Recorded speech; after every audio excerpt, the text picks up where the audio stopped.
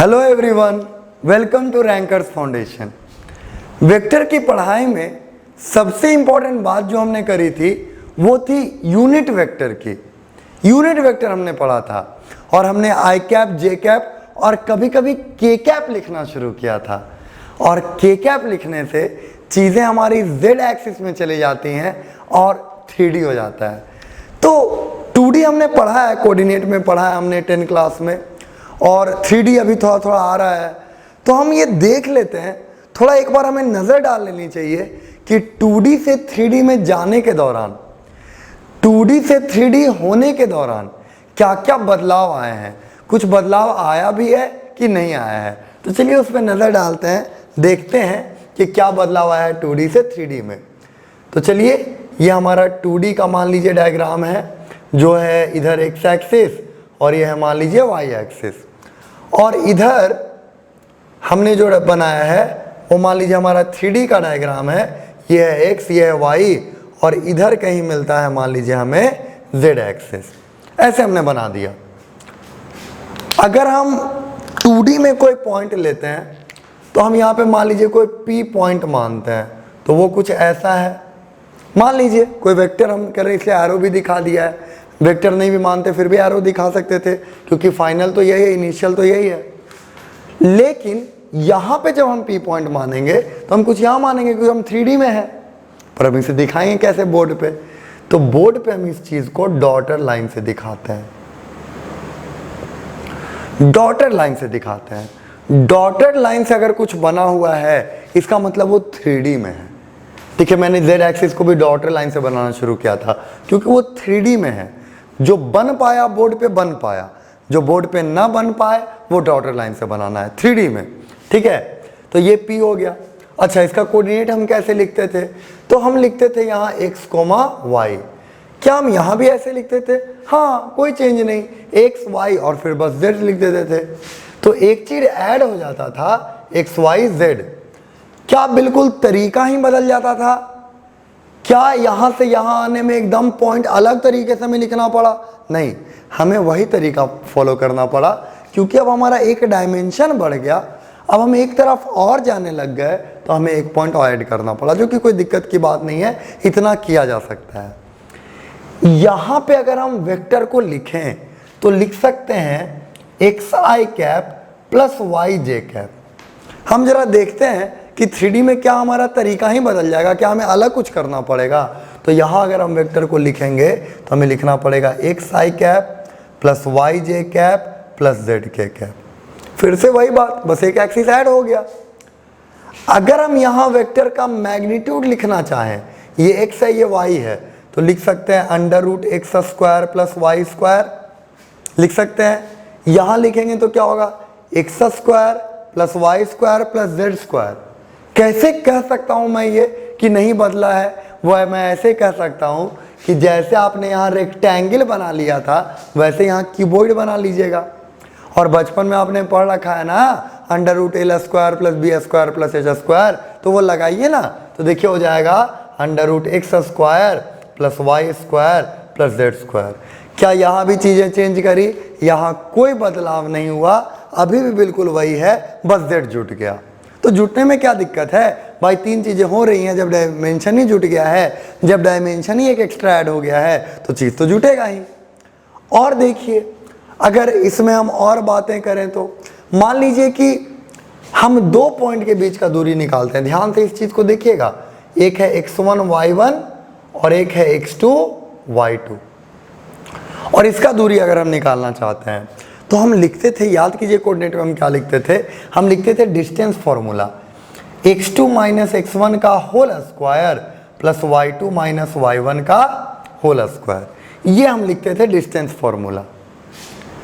सोचिए अगर हम यहाँ 2 पॉइंट ले लें, एक ले लें x1 y1 z1 मान लीजिए, और एक दूसरा पॉइंट ले लें x2 y2 z2, और इनके बीच का दूरी निकालना चाहें तो क्या करेंगे? तो इस बार करेंगे x2 माइनस x1 का whole square plus y2 minus y1 का whole square plus z2 minus z1 का होल स्क्वायर।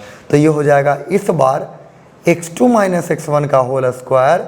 ये क्या निकाल रहे हैं हम? 2 पॉइंट के बीच का distance, distance formula y2 minus y1 का whole square plus z2 minus z1 का होल स्क्वायर, ये अंडर रूट हो जाएगा। तो 2D से अगर हम 3D में आ जाएं, कंपेयर अगर हम कर लें, तो क्या चीज़ें बहुत ज़्यादा बदल जाती हैं? कुछ नहीं बदलता, एक डायमेंशन ऐड हुआ है तो हर जगह z वैसे ही जुट जाता है। बिल्कुल जैसे x और y फॉलो करता था, बिल्कुल जैसे x और y चलता था, वैसे ही z भी अब चलने लग जाता है। जैसे देखिए यहाँ अपना यूनिट वेक्टर लेके x और y आते थे, तो z भी अपना एक अलग यूनिट वेक्टर लेके आ गया कि भाई मैं भी आ गया, कोई दिक्कत नहीं है। यहाँ एक्स स्क्वायर, यहाँ एक्स और वाई स्क्वायर होके जुड़ते थे, तो z भी यहाँ स्क्वायर होके जुट के अंडर रूट हो गया, जैसे यहाँ एक्स और वाई करते थे, बोला मैं भी आ गया, कोई दिक्कत नहीं है। यहाँ दोनों माइनस होकर के स्क्वायर होके जुड़ते थे, अंडर रूट होते थे, यहाँ भी z माइनस होकर के अंडर रूट होकर के स्क्वायर होकर के जुट गया, वैसे ही आ गया, भाई मैं भी आ गया टाइप से। तो 2D से अगर हम 3D में चले जाएं, तो ऐसा नहीं है कि हमने कोऑर्डिनेट जो पढ़ा था बिल्कुल हमें दोबारा पढ़ना पड़ेगा। हाँ, कुछ कुछ बातें ऐड होंगी तो वो कभी ना कभी हम कभी चर्चा कर ही लेंगे, लेकिन बहुत ज़्यादा कोई बदलाव या बहुत ज़्यादा कोई वैसा विस्तार का बात हम नहीं करने वाले। हम जैसे वेक्टर वहाँ लिख सकते थे वैसे यहाँ लिख सकते हैं, जैसे हम मैग्नीट्यूड वहाँ लिख सकते थे यहाँ लिख सकते हैं, जैसे हम डिस्टेंस वहाँ लिख सकते थे यहाँ लिख सकते हैं। तो 2D से 3D में आए तो कोई डरने की बात नहीं है, जब k कैप जुड़ जाए तो कोई डरने की बात नहीं है, बिल्कुल वैसे ही बातें हैं और वैसी ही चीज़ें हैं। कुछ कुछ चीज़ें बदलेंगी, वो हम जिक्र ज़रूर करेंगे। तो मान लीजिए हमसे किसी ने पूछ दिया कि 1, 2, 3, सुनिएगा ध्यान से, 1, 2, 3 और 3, 4, 5 को कनेक्ट करता हुआ यूनिट वेक्टर निकालिए। 1, 2, 3 और 3, 4, 5 को कनेक्ट करता हुआ यूनिट वेक्टर निकालिए। अब ये 3D की बात हो गई। ये पॉइंट अगर हम बनाना चाहें तो 1, 2 और 3 कहीं यहाँ होगा, 3, 4, 5 कहीं यहाँ होगा, यानी इन दोनों को कनेक्ट करता हुआ हमें यूनिट वेक्टर पूछा गया है। पर 3D में फिगर बनाने की झंझट नहीं होती, 3D में हम बस चीज़ों को ऐसे लिख देते हैं। तो ये पॉइंट मान लीजिए यहाँ है और इनके बीच जो यूनिट वेक्टर है उसे हमें निकालना है। तो पहले तो हमें ये वेक्टर निकालना होगा ना। तो सोचिए, ये जो वेक्टर है ये वेक्टर देगा, ये वेक्टर देगा, तो हम माइनस करेंगे। जैसे हम इस वेक्टर को अगर हम लिख लें तो लिख सकते हैं ना 3i cap plus 4j cap plus 5k cap, ये वाला वेक्टर। इस वेक्टर को हम क्या लिख सकते हैं, 1i cap plus 2j cap plus 3k cap. और अगर हम इन्हें माइनस कर लें तो इनके बीच की दूरी मिल जाएगी। तो ये माइनस कर लिया हमने। माइनस क्यों कर लिया? माइनस इसलिए कर लिया कि जैसे ही हम माइनस करेंगे हमें इनके बीच की दूरी मिल जाएगी, इनके बीच जो वेक्टर हो रहा है वो मिल जाएगा हमें। मतलब एक तरह से कह सकते हैं कि इनके बीच का डिफरेंस वेक्टर मिल जाएगा हमें।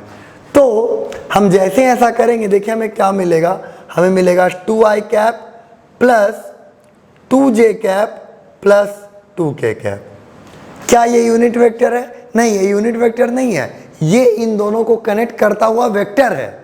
हमें यूनिट वेक्टर चाहिए। कैसे बनाते हैं unit vector? A vector divided by its magnitude is called unit vector. तो हम क्या करेंगे कि इसके मैग्नीट्यूड से इसे डिवाइड कर देंगे। तो ये मैग्नीट्यूड कितना होगा, अंडर रूट। देखिए मैग्नीट्यूड निकालने के लिए हम ये फॉर्मूला यूज कर सकते हैं, अंडर रूट 2 का स्क्वायर प्लस 2 का स्क्वायर प्लस 2 का स्क्वायर, यानी 3 इंटू 2 का स्क्वायर, तो 3 रूट 2। 2 का स्क्वायर प्लस 2 का स्क्वायर प्लस 2 का स्क्वायर। कई लोग क्या करते हैं कि ऐसा करके, ठीक है, वो मैथ जब करने लगते हैं तो थोड़ा सा भी दिमाग लगाना नहीं चाहते। 2 का स्क्वायर करेंगे, फिर अगली बार फिर 2 का स्क्वायर करेंगे, फिर 2 का स्क्वायर करेंगे, फिर जोड़ेंगे और फिर रूट निकालेंगे। इतना करने की ज़रूरत नहीं है। जब चीज़ें 3 बार जुड़ रही हैं तो 3 गुना हो जाएंगी और ये 2 बाहर निकल जाएगा और ये रूट 3, सॉरी मैंने गलत लिखा था, 2 रूट 3 ये हो जाएगा। 2 रूट 3 इसका आंसर आया। तो हम लिख सकते हैं कि इसका मैग्नीट्यूड हो गया 2 रूट 3।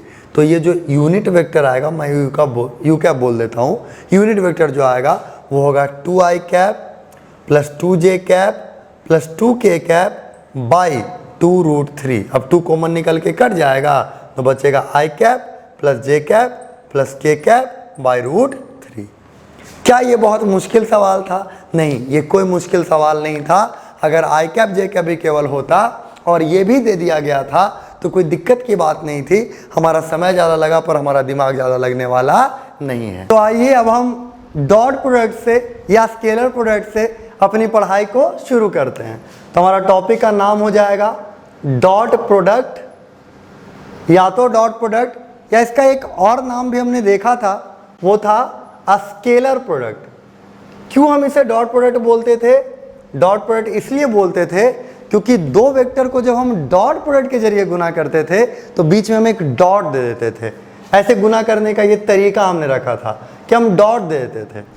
और स्केलर प्रोडक्ट इसलिए बोलते थे कि जब हम ऐसे गुना करते थे तो हमें जो मिलता था आउटपुट के रूप में वो एक स्केलर होता था। हमेशा हमें दो वेक्टर का गुना करने पे, डॉट प्रोडक्ट के तरीके से गुना करने पे कभी कोई वेक्टर नहीं मिलेगा। हमेशा जो चीज़ मिलेगा वो एक स्केलर होगा, इसलिए इसका नाम है स्केलर प्रोडक्ट। और डॉट करके इसे दिखाते हैं, इसलिए इसका नाम है डॉट प्रोडक्ट। और आज हम इसकी डिटेल्ड चर्चा, डॉट प्रोडक्ट क्या होता है, हमें कैसे काम आएगा, क्या मतलब होता है, ज्योमेट्री में इसका क्या अर्थ निकलता है, ये सारी बातें आज हम डिटेल में देखने वाले हैं। तो चलिए, हमने 3D का थोड़ा सा इंट्रोडक्शन ले लिया है, हम जान गए हैं कि किसी वेक्टर को 3D में कैसे लिखते हैं, क्या करते हैं। तो चलिए इन वेक्टर को 3D में लिख करके हम इसे डॉट प्रोडक्ट से मल्टीप्लाई करने के बारे में देखते हैं। तो मान लीजिए ये जो हमारा वेक्टर A है, इसे हमने मान लिया है कि ये A1 i cap plus B1 j cap plus C1 k cap है। मान लेते हैं कि हमारा A vector A1 i cap plus B1 j cap plus C1 k cap है, और B वेक्टर है A2 i कैप, अब आप समझ गए होंगे पूरा नाम, B2 j cap plus C2 k cap है। यानी हमने जो वेक्टर A, क्योंकि दो वेक्टर को हमें गुना करना है तो हमने पहला वेक्टर को मान लिया। आमतौर पे जो वेक्टर है सिंपली ऐसे ही लिखे जाते हैं और हमें क्वेश्चन में ऐसे ही दिए रहते हैं। B वेक्टर हमने मान लिया ये है, A वेक्टर B वेक्टर ये है, और हमें इसका डॉट मल्टीप्लिकेशन करना है। तो जरा हम रिकैप कर लें कि डॉट मल्टीप्लिकेशन होता क्या था, क्या करते थे हम। तो याद करिए, डॉट मल्टीप्लाई करके हम फोर्स और डिस्प्लेसमेंट से निकाल रहे थे वर्क। तो जब हम वर्क निकाल रहे थे, जब हम फोर्स और डिस्प्लेसमेंट को मल्टीप्लाई कर रहे थे, उस समय हमें ज़रूरत ये पड़ी थी कि अगर हमारा फोर्स इधर है और अगर हमारा डिस्प्लेसमेंट इधर है तो इधर फोर्स लगने से इधर डिस्प्लेसमेंट कैसे हो सकता है। जिस तरफ फोर्स लगा उस तरफ डिस्प्लेसमेंट होना चाहिए, या जिस तरफ डिस्प्लेसमेंट हुआ उस तरफ कोई फोर्स लगना चाहिए। तो हमने देखा था कि हम अगर फोर्स के दो हिस्से करें, एक हिस्सा इधर की ओर और एक हिस्सा इधर की ओर, तो सोचिए किसी चीज़ को अगर हम इधर खींचें, ये एंगल अगर हम थीटा मान लें तो हम लिख सकते हैं F cos थीटा और F sin थीटा। ये कंपोनेंट की बातें हमने बढ़िया से समझ रखी हैं, पहले ही इसमें हम लोग पूरा पारंगत हो चुके हैं। तो F ये अगर है तो F cos theta F sin theta, क्या किसी ऑब्जेक्ट को ऊपर की ओर खींचने पे कभी इधर जाएगा? कभी ऐसा हो सकता है? तो जाहिर सी बात है इसके चलते ये डिस्प्लेसमेंट नहीं हो सकता है। ये डिस्प्लेसमेंट अगर हुआ है, अगर इसका डिस्प्लेसमेंट d हुआ है तो ये पक्का F cos थीटा के चलते, F के चलते भी नहीं, F के चलते होता तो इधर जाता, F के चलते भी नहीं, ये हुआ है F cos थीटा के चलते। तो जब हम वर्क निकालेंगे तो हम F क्यों लिखेंगे, हम तो वहाँ F cos थीटा लिखेंगे ना, क्योंकि फोर्स जो काम कर रहा है डिस्प्लेसमेंट के लिए तो F cos थीटा काम कर रहा है, तो F cos थीटा लिखेंगे और d से उसे गुना कर देंगे क्योंकि डिस्प्लेसमेंट तो d है। तो हमारा जो वर्क डन आएगा वो आएगा FD cos थीटा। हमने देखा था कि डॉट प्रोडक्ट करने पे cos वाला कंपोनेंट आ जाता है। अगर हमारी इच्छा ये हो जाती कि डिस्प्लेसमेंट को ही उधर कर देते कि चलो d नहीं हुआ, उस F के चलते कितना डिस्प्लेसमेंट हुआ, तो जाहिर सी बात है हमें परपेंडिकुलर खींचना पड़ता कि ये डिस्प्लेसमेंट का उधर की ओर क्या कंपोनेंट है। तो सोचिए इसे हम मान लीजिए कि काम का x मान लें, मान लीजिए उस डिस्प्लेसमेंट को। तो जो पता करना रहता है उसको ऊपर लिखते हैं, जो पता रहता है उसको नीचे लिखते हैं और देखते हैं कि क्या लिखा गया। तो क्या लिखा गया, इस राइट एंगल ट्रायंगल में इस थीटा के लिए b/h लिखा गया। हाइपोटेन्यूज तो ये हुआ ना 90 के सामने d वाला, तो b/h लिखा गया, यानी क्या हो गया, cos थीटा। तो x बराबर क्या आएगा, d cos थीटा। तो सोचिए अगर हम फोर्स F मान भी लें, ये fx नहीं है, x इधर लिख देते हैं, ये फोर्स F मान भी लें तो F के चलते कितना डिस्प्लेसमेंट हो रहा है, F के चलते डिस्प्लेसमेंट हो रहा है d cos थीटा। तो हम फोर्स और डिस्प्लेसमेंट को अब गुना कर भी दें, जिधर फोर्स लिया था उधर डिस्प्लेसमेंट कर भी दें, तो भी हमारा वर्क डन आएगा FD cos थीटा। यानी चाहे हम फोर्स को डिस्प्लेसमेंट की तरफ लिख लें, चाहे डिस्प्लेसमेंट को फोर्स की तरफ लिख लें, हमारा जो वर्क आएगा वो हमेशा FD cos थीटा आएगा। तो हम कहते हैं कि दो वेक्टर गुना कर रहे हैं तो बीच में cos थीटा डाल दीजिए, cos थीटा से मल्टीप्लाई कर दीजिए, वो आपको हमेशा डॉट प्रोडक्ट दे देगा और हमेशा आपका काम का क्वांटिटी दे देगा। तो इसीलिए हमने ये कहा था कि A डॉट B को अगर हम गुना कर रहे हैं तो इससे आता था मॉड ऑफ A, यानी A का मैग्नीट्यूड, मॉड ऑफ B यानी B का मैग्नीट्यूड, और ये cos थीटा। ये cos थीटा A के साथ आया है कि B के साथ आया है, ये cos थीटा जो हमने दिया ये तो ऐसे डॉट प्रोडक्ट का डेफिनेशन ही यही है कि दो वेक्टर को अगर डॉट प्रोडक्ट करना है तो magnitude of A magnitude of B और साथ में उनके बीच वाले एंगल का cos। लेकिन ये cos किसके साथ आया है, ये जैसे कि देखिए यहाँ पे आया था F के साथ, यहाँ पे आया D के साथ, तो वैसे यहाँ पे किसके साथ आया है, तो ये डिपेंड करता है कि हम कैसे क्वेश्चन को देख रहे हैं। हम D के अलोंग F लिख रहे हैं कि F के अलोंग D लिख रहे हैं। अगर D के जैसे D के तरफ हम F लिख रहे हैं तो ये F के साथ आया है, और अगर हम F की तरफ D लिख रहे हैं तो D के साथ आया है। किसी के साथ भी आया हो तो आखिर घी तो जो है वो तो दाल में ही गिरना है ना, तो हमने सीधा cos थीटा मल्टीप्लाई कर दिया कि झंझट ही हटाओ भाई, किसके साथ तुम आए हो, क्या आए हो, कैसे आए हो, कोई मतलब नहीं है, तुम आ गए हो तुम रहना, बस ये हमने कर दिया और हमने ऐसी व्यवस्था कर दी, ऐसा डेफिनेशन हमने बना दिया। तो ये हमने पढ़ा था, डेफिनेशन पढ़ा था।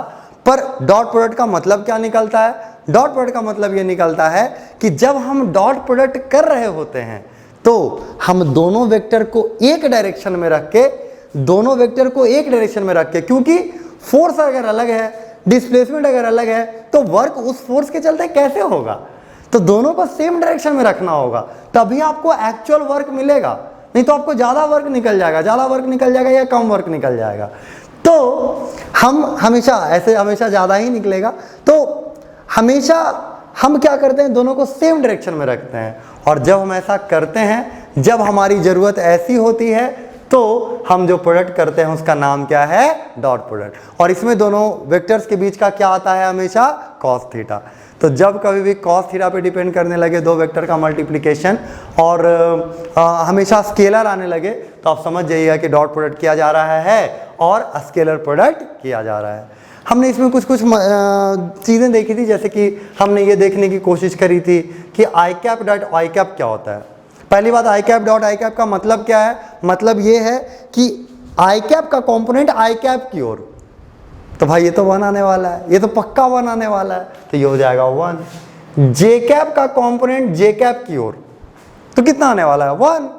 के कैप का कंपोनेंट के कैप की ओर, तो ये कितना आने वाला है, 1। हम देखिए थोड़ा सा के कैप की ओर चले जाए थे, इसलिए हमने 3D से आज थोड़ा सा रिलेट कर लिया था। तो के कैप डॉट के कैप कितना हो गया, 1।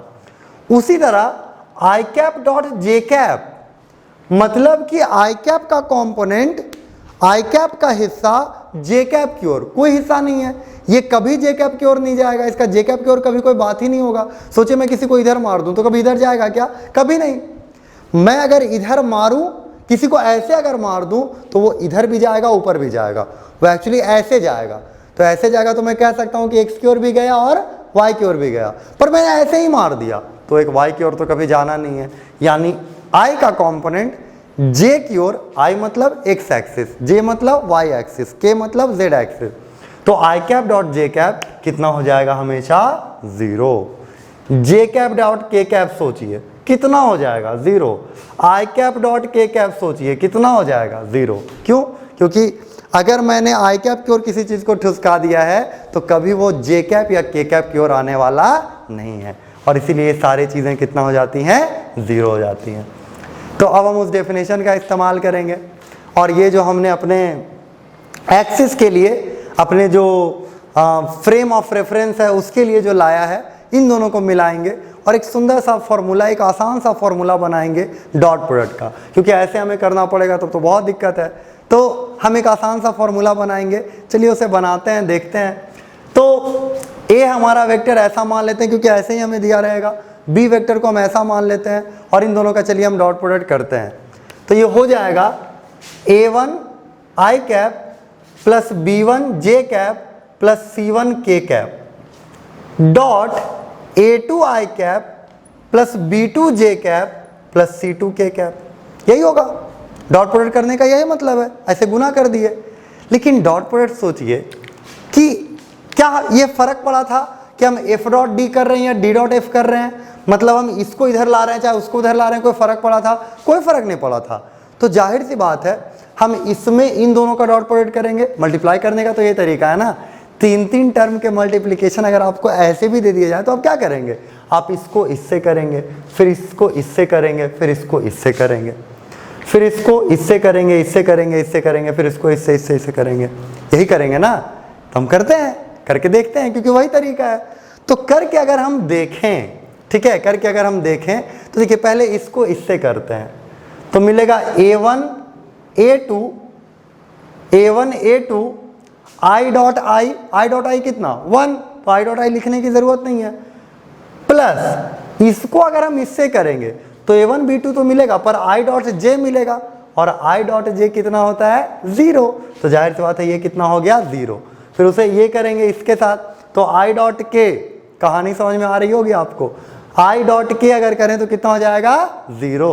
यानी इसमें सिर्फ यही एक टर्म कुछ देने वाला है, बाकी दोनों को लिखना समय की और बोर्ड की बर्बादी है, ठीक है, तो उसको हम नहीं लिख रहे। हालांकि आप जब लिखें तो इसे पूरा करें।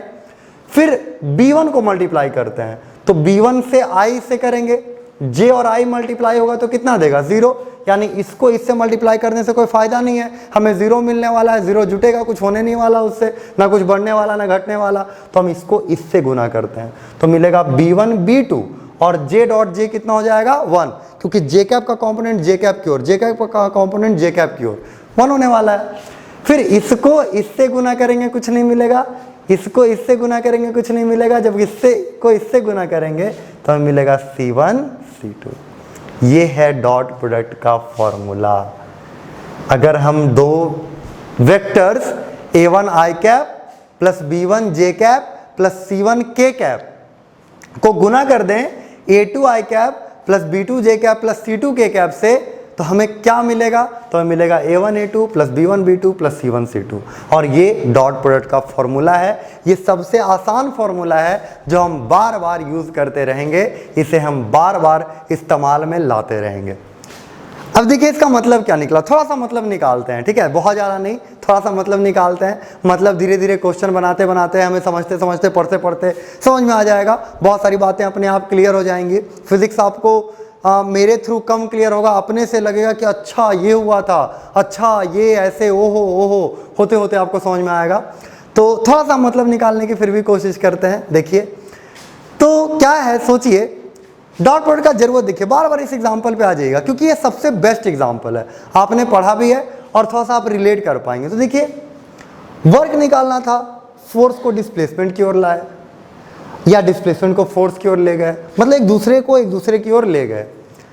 उसी तरह हमारा जो वेक्टर है, पहला वाला vector a1 i cap b1 j cap c1 k cap, ऐसे है a1 i cap b1 j cap c1 k cap. और इधर वाले को इधर से कोई मतलब नहीं है, इधर वाले को इधर से कोई मतलब नहीं है, इधर वाले को इधर से कोई मतलब नहीं है, क्योंकि ऐसा कभी कोई डिस्टर्बेंस होगा ही नहीं उसके चलते, ठीक है। तो अब सोचिए कि एक वेक्टर हुआ a1 b1 c1 और एक दूसरा हुआ a2 b2 और c2, और हमें इन दोनों को गुना करना है और ऐसा गुना करना है कि ये दोनों सेम डायरेक्शन में रहें। ये cos थीटा करता क्या है, ये cos थीटा ये करता है कि दोनों को सेम डायरेक्शन में ले आता है। तो सोचिए ये मैं तो इधर बढ़ा था x वाला और दूसरा वाला x भी इधर बढ़ा था, तो इन दोनों को गुना करूंगा ना, मैं y में पहले इतना बड़ा था, फिर मैं इतना बड़ा था, तो इन दोनों को गुना करूंगा, और k में इधर बड़ा था इतना और फिर इतना बड़ा था, तो इन दोनों को गुना करूंगा और फिर अंत में जोड़ दूंगा, तो मुझे पता चल जाएगा ना कि टोटल मिला के अब कितना हुआ, गुना करके अब कितना हुआ, क्योंकि x की बात अलग है, y की बात अलग है, z की बात अलग है, और इन तीनों को जोड़ दूंगा तो मुझे टोटल मिल जाएगा। देखिए वही कर रहे हैं। A1 A2 का मतलब क्या है कि x में टोटल कितना वर्क हुआ, B1 B2 का मतलब क्या है कि y में कितना वर्क हुआ, और C1 C2 का मतलब क्या है कि z में कितना वर्क हुआ, और इन तीनों को हम जोड़ रहे हैं तो अलग अलग निकाल के हम जोड़ दे रहे हैं ताकि टोटल वर्क हमें मिल जाए, वो हमने कर दिया।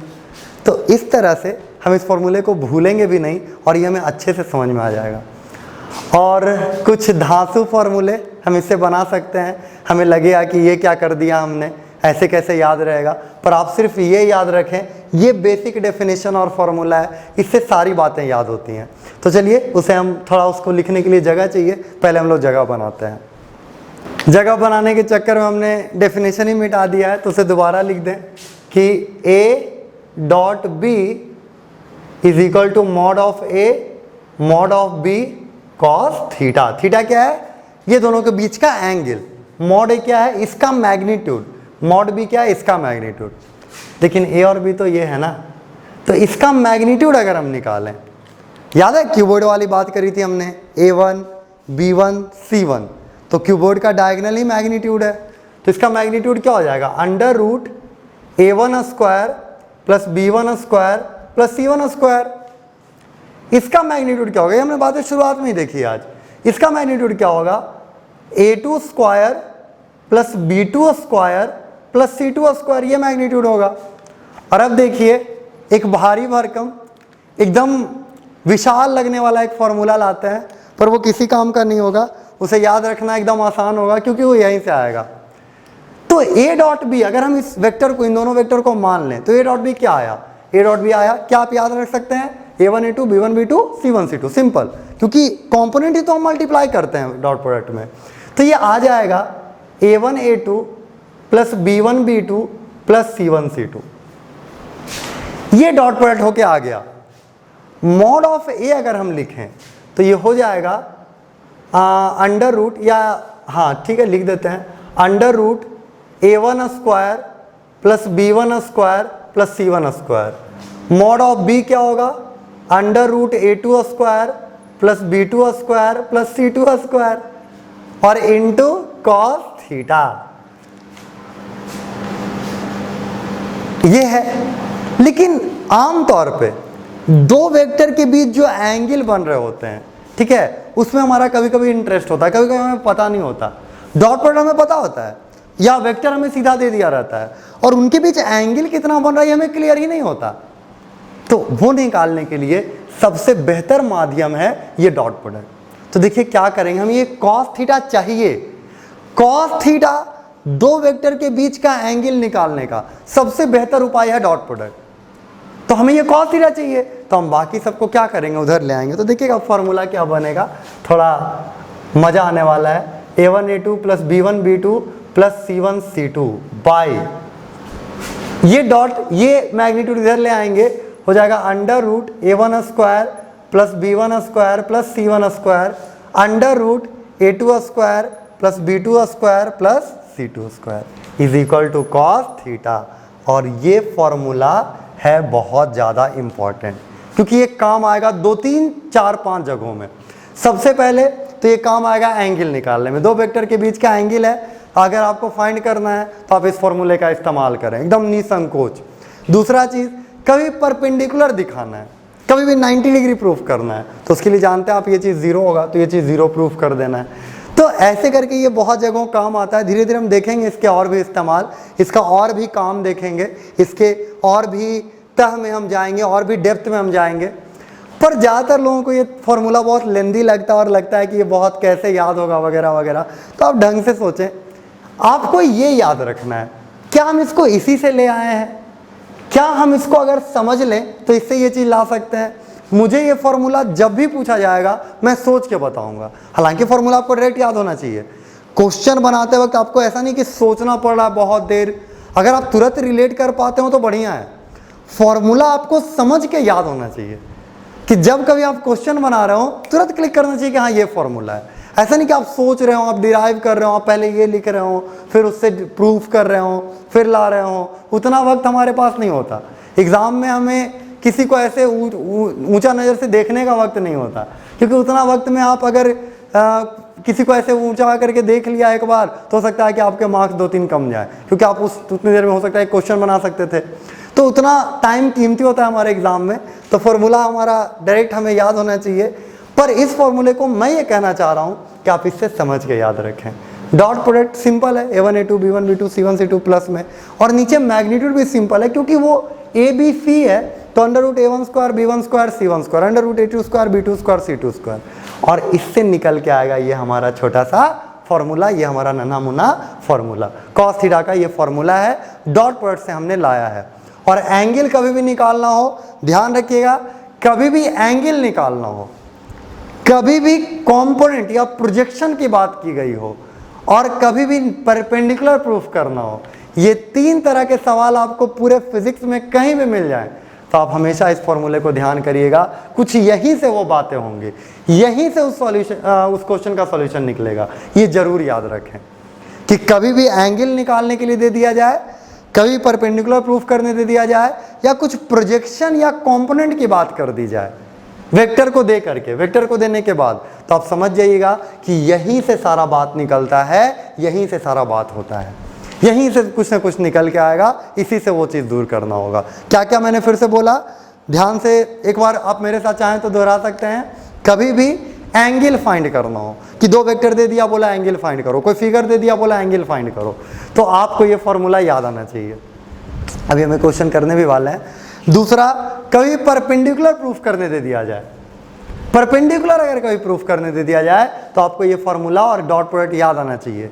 और तीसरा, कभी कंपोनेंट या प्रोजेक्शन की बात कर दी जाए कि प्रोजेक्शन कितना होगा, इसके अलोंग ये वेक्टर का कंपोनेंट कितना होगा, तो आपको ये डॉट प्रोडक्ट याद आना चाहिए, आपको ये फॉर्मूला, ये सब सारा बात याद आना चाहिए। तो फॉर्मूला हमने क्या देखा, फॉर्मूला हम जुगाड़ कर लेते हैं कि A डॉट B ये हमारा ज़रूरी फॉर्मूला है, या आया mod of A mod of B cos theta. और एक फॉर्मूला हमने ये निकाला जो कि एक्सक्लूसिवली कॉस थीटा के लिए है, वो आया, याद करिए क्या था, वो था A1 A2 plus B1 B2 plus C1 C2 divided by under root A1 square plus B1 square plus C1 square under root A2 square plus B2 square plus C2 square. ये है कॉस थीटा का formula, ये हमने देखा। तो चलिए इस पे एक अच्छा क्वेश्चन करते हैं, 3D का एक क्वेश्चन करते हैं और उसे बनाने की कोशिश करते हैं। थोड़ा सा हम लोग 3D के बारे में जान लें, हल्का फुल्का जानकारी, बहुत ज़्यादा नहीं। आपने देखा होगा कि 2D जब हम बनाते हैं, ठीक है, तो एक्चुअली 4 भागों में बांटते हैं। ये पहला क्वाड्रेंट, ये दूसरा क्वाड्रेंट, तीसरा क्वाड्रेंट, चौथा क्वाड्रेंट, ऐसा हम बनाते हैं। पर सोचिए जब मैं यहाँ से थर्ड ये निकाल दूँ, थर्ड एक्सिस निकाल दूँ, तो अब क्या होगा, अब हो जाएगा ये x है, मान लीजिए, ये मान लीजिए कि y है, ठीक है, और इसे मान लीजिए कि z है। ये x है, ये y है, और ये मान लीजिए कि z है, ठीक है, ऐसे ऐसे मान लीजिए। तो देखिए ये पॉजिटिव, ये पॉजिटिव, ये पॉजिटिव, ये है फर्स्ट क्वाड्रेंट। और हमेशा एंटी फर्स्ट ऑक्टेंट, क्यों, 1 2 3 4 5 6 7 8 भागों में बढ़ जाएगा ना, ये 8 भागों में बढ़ जाएगा, तो इसे कहते हैं ऑक्टेंट। ऑक्टेंट जैसे for example plus plus plus, आप यहाँ लिखते हैं ना, यहाँ होगा प्लस प्लस, यहाँ होगा माइनस प्लस, यहाँ होगा माइनस माइनस, यहाँ होगा प्लस माइनस, ऐसे लिखते हैं। उसी तरह हम यहाँ भी लिख सकते हैं plus plus plus plus minus plus plus, ऐसे करके हम लिख सकते हैं। पर उतना डिटेल में हम नहीं जाने वाले, कभी जाएंगे हम उसके लिए, ठीक है। तो मेरा क्वेश्चन ये है कि ऐसे हमने एक्सिस ले लिया, ठीक है, और इस पर हमने क्यूब रख दिया, क्यूब कुछ ऐसे रखा हमने, देखिएगा ध्यान से, ठीक है, क्यूब कुछ ऐसे रख दिया, ठीक है, इस तरह से कुछ क्यूब रख दिया। और ये क्यूब देख रहे हैं आपने, हमने कैसे रखा है, फर्स्ट ऑक्टेंट में रखा है, और इसका जो साइड है वो मान लीजिए कि A है। तो पहला सवाल है कि किसी भी दो फेस डायगोनल के बीच का एंगल निकालना है। किसी भी दो फेस डायगोनल के बीच, फेस डायगोनल जो लगातार में है उसके बीच का, मतलब अगल बगल के साइड का, एडजेसेंट साइड का फेस डायगोनल के बीच का एंगल निकालना है। और दूसरा सवाल है कि बॉडी डायगोनल, ठीक है, बॉडी डायगोनल के बीच का एंगल निकालना है। तो पहले हमें फेस डायगोनल के बीच का एंगल निकालना है और दूसरा हमें बॉडी डायगोनल के बीच का एंगल निकालना है। जैसे कि मान लीजिए कि अगर कोई डिब्बा हम ले लें, ठीक है, कोई बुक ही उठा लें, ठीक है, जैसे कि मान लीजिए हम अगर ये बुक उठा लें तो ये हमारा क्यूब है, तो जाहिर सी बात है इसका एक फेस डायगोनल ये होगा। मान लीजिए ये क्यूब में हम बांट दें अगर, तो एक फेस डायगोनल ये होगा और एक फेस डायगोनल ये होगा, तो इसके बीच का एंगल कितना बनेगा वो आपको निकालना है।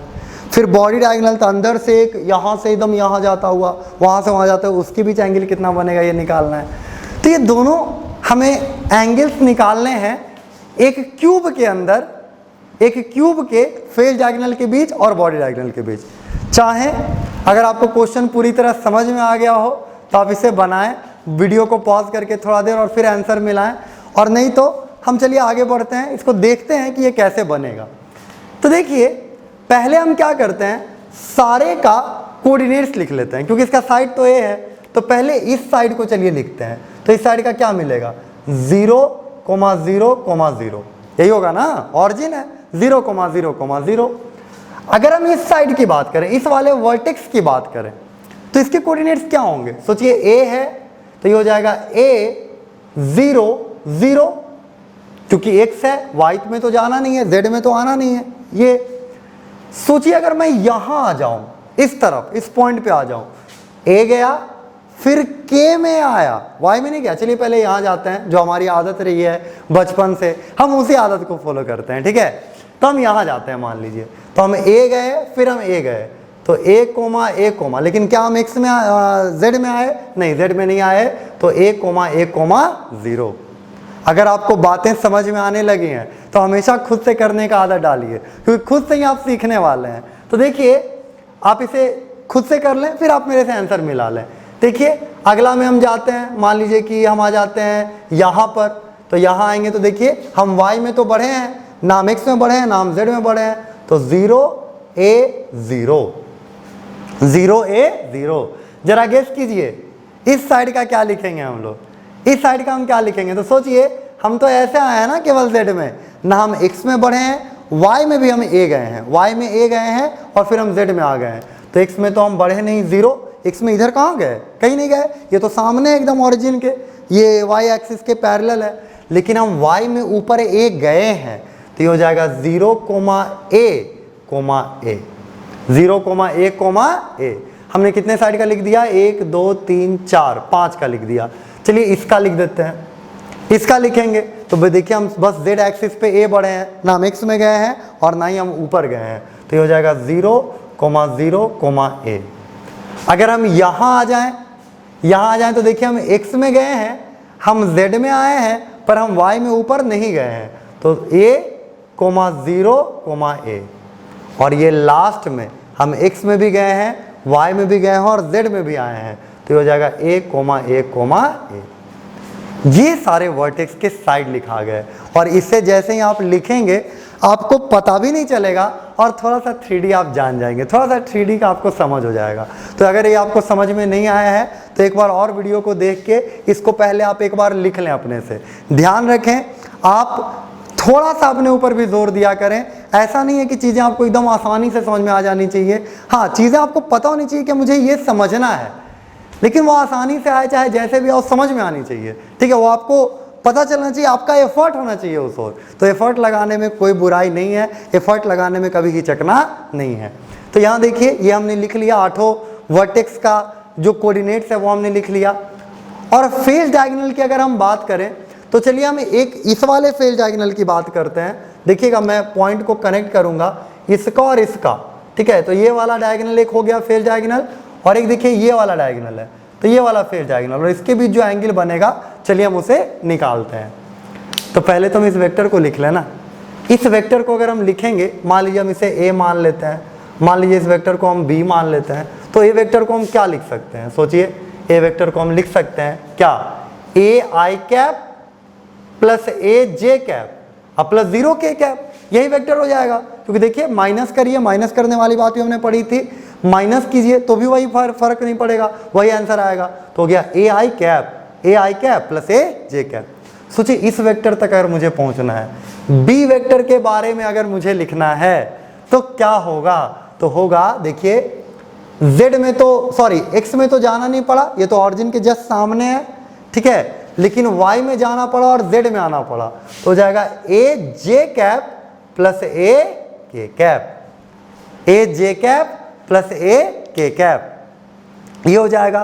तो ये और भी मुझे मिल गए और मुझे क्या चाहिए था, कॉस थीटा, तो चलिए पुट कर देते हैं। तो हो जाएगा cos theta is equal to a1